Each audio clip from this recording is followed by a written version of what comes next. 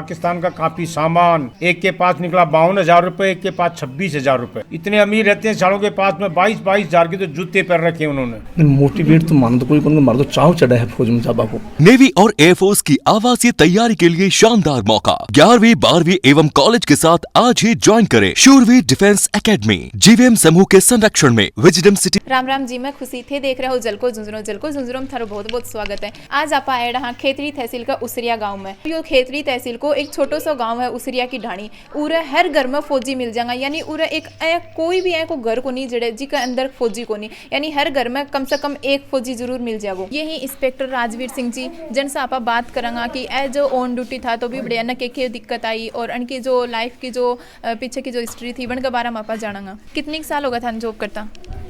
मैं सन 1980 के अंदर लगा था और 2019 के अंदर में रिटायरमेंट आ गया पेंशन। इससे मैं 2004 के अंदर में श्रीनगर के अंदर ड्यूटी कर रहे थे। तो वहाँ पर एक दल झील है जो कि प्रसिद्ध है, सभी को मालूम है कि दल झील वहाँ की मानी हुई है, पिक्चरों में शूटिंग सभी चीज़ों में आती है, सभी को मालूम है। तो वहाँ दल झील के अंदर एक कबूतर खाना है। कबूतर खाना के पास में एक होटल है बहुत बड़ा, उसमें हमारी कंपनी ड्यूटी करती थी। तो उसके पीछे एक हॉस्पिटल था, एक तो छोटा सा डिस्पेंसरी के अंदर में रोज़ाना हमारा आना जाना रहता था। शाम का टाइम हुआ तो उसी टाइम के ऊपर 2 उग्रवादी आकर उस हॉस्पिटल के उस डिस्पेंसरी के अंदर आकर बढ़ गए। शाम का सर जैसे टाइम है, इंडिया और पाकिस्तान का उस दिन चल रहा था मैच वनडे। तो सभी हमारे जवान थे, वो सभी को मालूम है कि जब इंडिया पाकिस्तान का मैच होता है सभी व्याकुल रहते हैं। 4 संतरी हमारे लगे हुए थे, मेन गेट के ऊपर LMG लगी हुई थी हमारी। तो वो उस डॉक्टर के घर से निकला और मेन गेट पे आया। मेन गेट पे आते उसने AK-47 से फायर खोल दिया। फायर खोला तो खोलते जो फर्स्ट संतरी था हमारा उसको मार दिया। मारते ही पास में हमारा कोच था, एक ने हमारे कोच के ऊपर अटैक कर दिया। कोच पे जब अटैक कर दिया तो वो कोच के अंदर कोच एनसी के पास हथियार था नहीं, वो तो झील के अंदर कूद गया। चारों तरफ से उसके अंदर में पानी है और बीच के अंदर वो होटल है, वो तो पानी के अंदर कूद गया और वो उसको मारा। तब साइड वाला जो दूसरा वाला था एक और, उसने उसको मारा तो भ्रष्ट मारा। मारने के बाद में जो पहले वाला तो ख़त्म हो गया और जो पीछे से आया था वो ऊपर चढ़ गया। ऊपर चढ़ने के बाद में खाना खा रहे थे, जो पिक्चर देख रहे थे हमारे टीवी, उनके ऊपर जाकर उसने ग्रेनेड मारा तो वहाँ हमारे 3 आदमी खत्म हो गए ग्रेनेड मारने से। एक ग्रेनेड मारा उसमें 3 आदमी खत्म हो गए, 3 जख्मी हो गए। वहाँ से छोड़ने के बाद जो ऊपर जा दूसरी मंजिल के अंदर चढ़ा वो 2nd फ्लोर में, वहाँ जाने के बाद में हमारा एक फिटर को और एक हेड कांस्टेबल को, हवलदार को, 2 को और ख़त्म कर दिया। 3 को यहाँ मार गया और 2 को ऊपर मार गया। फिर वो कमरे के अंदर घुस गया। कमरे में घुसने के बाद में हम लोगों ने उसको बंद कर दिया।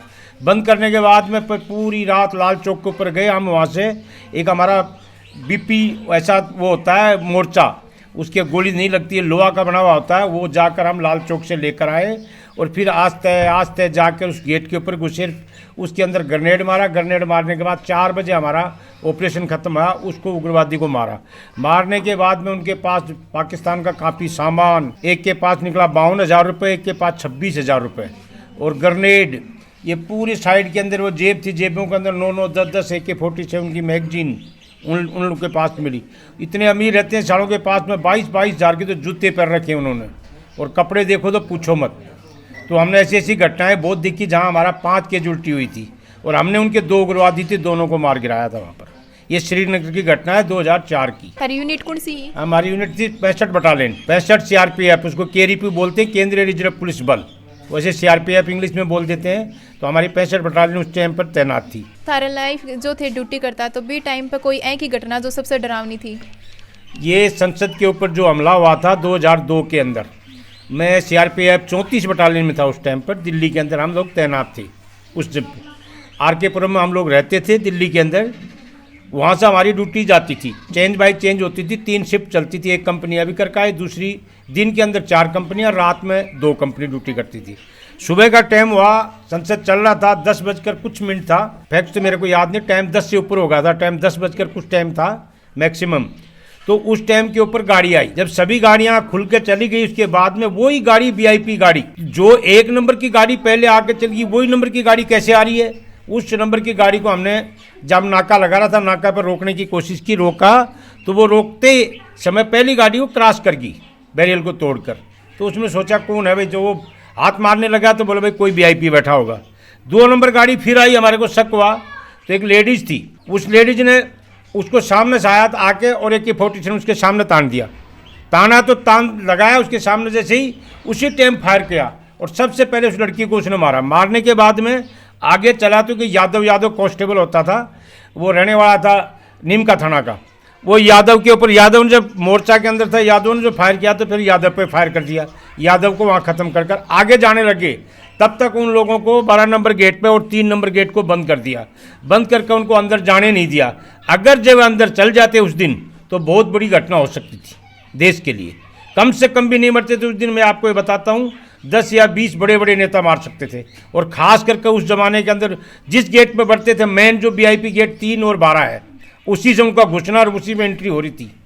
लेकिन उससे पहले CRPF 34 बटालियन ने वो बहुत ही सराहनीय काम किया था। मिलिटेंट थे उसके अंदर में, 2 लेडीज़ थी और 2 जेंट थे। एक गाड़ी के अंदर 3 मिलिटेंट अलग थे, एक के अंदर 2 लेडीज़ थी और 2 जेंट थे।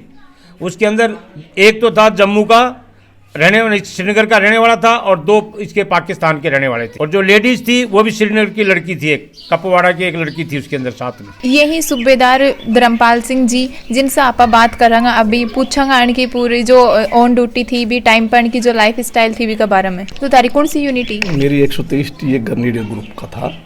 मैं 94 में मैं श्रीनगर 1 विंग में पोस्टेड था, वहाँ हमारा कैंप था। कितने साल हो गया था जॉब करता? मैंने जॉब करता हूँ 34 साल। अब रिटायर होगा? अब रिटायर हुए 28 फरवरी को रिटायर हुआ हूँ अभी 21 में। तो तारी ड्यूटी करता टाइम में कोई एक ही घटना जो सबसे खतरनाक ही के ही हुआ? सबसे बड़ी घटना हुई 94 में, हमारी ड्यूटी ही श्रीनगर में। और श्रीनगर में हमारी ड्यूटी थी वो क्या बोलते हैं, रोड ओपनिंग बोलते हैं जिसको, रोड को क्लियर कर, वो ड्यूटी थी। तो ड्यूटी के अंदर हम जा रहे थे, सुबह का टाइम था, लगभग 10 बजे का टाइम था। तो वहाँ एक रोड के किनारे मिट्टी उखड़ी हुई थी। ड्राइवर की सूझबूझ से उस दिन हमारे प्राण सब बच गया, नहीं तो उन दिन हमारा काम तमाम हो गया। तो ड्राइवर बोले, हमारे साहब, हमारे सीनियर साहब थे, बोले साहब रुको, यहाँ कुछ गड़बड़ है। बोले नहीं यार कोई गड़बड़ नहीं। ड्राइवर ने बोला, गाड़ी रोक दिया। रोकने के बाद में देखा कि वहाँ गीली मिट्टी, तो वहाँ जाके देखा एक पतला सा तार आता है, क्या बोलते हैं उसका, बारीक जैसा होता है, धागे जैसा, वो एक मकान में ले जाके कनेक्शन दे रखे होंगे। वहाँ जाके पता किया, जाने के बाद में बुलाया डिस्प्यूट, जो बम डिस्प्यूट करते हैं उनको बुलाया, कंट्रोल से लेके आए। उन्होंने बोला कि भाई ये जाके देखा कनेक्शन कहाँ है इसका। कनेक्शन देखने के बाद उन्होंने देखा वहाँ 18 kg की ID मिली साहब। 18 kg ID का मतलब होता है ये 2-3 मकान है इतने बड़े बड़े, उनको उड़ जाए कोई कौन बस। तो हमारे ऑपरेटर जो होता है, सेट का जो ऑपरेटर होता है, और उस ड्राइवर को इनाम मिली। और वो घटना आज तक इसलिए याद है कि अगर वो काम अगर वो फूट जाती ID, तो हमारे 3 गाड़ियों में 18 जवान और वो गाड़ी का कोई नाम निशान कौन मिलता साहब। तो आए कि वो ड्रामा कभी कभी याद आ जाएंगे, यार अभी नौकरी तो कर ली 34 साल में, ये बातें तो को नहीं। पर वो श्रीनगर वाली बात आज भी याद भी। दूसरी, वहाँ ठंड वगैरह ज़्यादा पड़ती है, वैसे भी डर है, बर्फ़ का डर है। तो मेरी बस सबसे बड़ी घटना वही थी, जो 18 किलो की ID, वो सबसे बड़ी ID थी। जॉब करता टाइम में गवर्नमेंट की साइडों कोई चीज़ की कमी महसूस हुई कि कदे, कोई सुरक्षा से न लेके या फिर कुछ और? 94 में तो समस्या ही गवर्नमेंट की तरफ से कि संसाधनों की कमी थी उस टाइम। जितना जब ये बता रहे हैं कि जैकेट है, ये जूते, शूज होते हैं, घर पर फ़ोन नहीं मिलता। समस्या ये अपने जो BPG बोलते हैं हम, हथियार थे हमारे SLR, आज तो ऑटोमेटिक हथियार जैसे AK-47 है, ये अपने इंसास है, ये चीज़ें आ गई। वो थी नहीं उस टाइम SLR दे रखी थी। SLR से कितनी फायर करोगे आप? तो उसमें समस्या थी, या समस्या इतना साधन नहीं थे। ठंड के जो ड्रेस होती है, ठंड की जो ड्रेस होती है कोल्ड की, तो वो भी कमी थी लोगों के पास। रहने की व्यवस्था थोड़ा कम थी, काम ज़्यादा था, अब उतना नहीं है। जो देश विकास कर रहा है वैसे उनको संसाधन भी मिल रहे। तानी जॉब में जान खातर कौन मोटिवेट करे? मोटिवेट तो मानो तो कोई कौन, मार तो चाव चढ़ा है फौज में जाबा को कि दूसरों साथी अगर ग्रीन वर्दी देख ले तो माना ये लगे कि मैं भी ये ग्रीन वर्दी पहनूँ, देश के लिए काम आऊँ। यह है हमारा मन में, यह राजपूती खून में ही है, पता नहीं क्या है, ये नहीं बोलता मैं, पर यहाँ मन में रहेगी यार वर्दी पहनना। साहब भाई साहब छुट्टी आते इनको भी देखते थे हम, यार हम भी कभी यार सिपाही बने। हमारा ज़्यादातर सिविल नौकरी को चाव कम है, फौज को बेल्ट वाली नौकरी को ज़्यादा चाव है। चाव ही हो था नहीं जॉब में जान को बहुत चाव हो। ये कॉलेज में जो बच्चे जाते हैं कि ये MA BA BSc कुछ नहीं है, जब तक आप साइड का कोर्स वगैरह नहीं करेंगे। मेरी एक बंदे से बात हुई तो मेरे को बोला, मैं बोल रहा BEd कर लिए बच्चे, कोटा का बच्चा था, बोले हाँ अंकल जी, बीएड तो तीसरी क्लास की तरह है। मैं उसको पूछा भाई मेरे को बता दे यार, मैं तो बूढ़ा बंदा हूँ। तो उसने बोला अंकल जी कुछ नहीं है, जब तक +2 के बाद में जो बंदा है वो अपना क्या बोलते हैं कोर्स वगैरह नहीं करेगा तो उसको कोई नौकरी का साधन नहीं। तो मैं तो ज़्यादा से ज़्यादा बच्चों से ये कहूँगा कि भाई अगर फौज या पुलिस में भर्ती होना चाहते हो तो आप लोग कठिन परिश्रम करिए, सुबह जल्दी उठिए, कम से कम 5 किलोमीटर की अगर दौड़ होती है तो 8 किलोमीटर की दौड़ करिए आप, और जितनी वर्जिशें होती हैं वो पूरी वर्जिश करो। शरीर पुष्ट रहेगा तो दौड़ भी अपना आप खुल जाएगी। अब आलस करते रहोगे तो आलस में तो बंदा आपका नाश है। युवा बच्चों से ये कहूँगा कि भाई आप फौज में भर्ती होना चाहते हैं तो आप कठिन परिश्रम करिए, उसके साथ साथ पढ़ाई जरूरी है, पढ़ाई बिना तो कुछ भी नहीं है, और पढ़ाई का कोई उम्र नहीं है। चैनल ने अभी तक सब्सक्राइब नहीं करियो तो सब्सक्राइब जरूर करियो, और कन्ने एक बेल आइकन बटन है बिन जरूर दबा दियो ताकि आने वाला सारा वीडियो का नोटिफिकेशन है वो थार तक पहुंच सके। जय झुंझुनू, जय राजस्थान।